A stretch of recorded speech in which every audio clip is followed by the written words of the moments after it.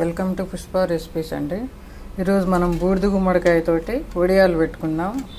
బూడిద గుమ్మడికాయ అంటే మీకు ఓన్లీ ప్రాసెస్ చెప్తా అంతే, ఎండబెట్టేది అవన్నీ మీకు అందరికీ తెలుసు.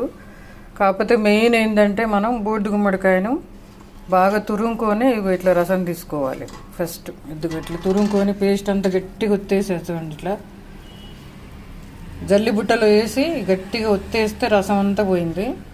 ఇప్పుడు ఈ రసంలో మనం పప్పు నానబెట్టుకుందాం. చూడండి, చిన్న కాయ గుమ్మడికాయ అంతది ఈ రసం వచ్చింది. ఇప్పుడు ఇది 1 కేజీ పప్పు పోసా, కడిగిది ఈ రసంలో నానబెట్టుకోవాలి. ఇది చూడండి, పప్పు ఒక 2 సార్లు కడుక్కున్నాం కదా. ఇప్పుడు ఈ పప్పును ఈ రసంలో పోయాలి. ఇది చూడండి, ఇట్లా ఈ రసంలో మనం నానబోసుకోవాలి.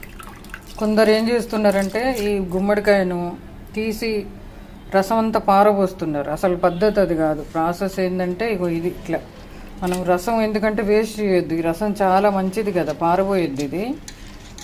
అందుకని ఈ రసంలో నానబెట్టుకొని ఈ పిప్పి ఏం చేస్తానంటే ఫ్రిడ్జ్లో పెట్టుకొని నేను మార్నింగ్ ఈ కాయ రసం తీసి మార్నింగ్ 10 రసం తీసి పప్పు నానబోసా. సాయంత్రం 6 నానిపోద్ది.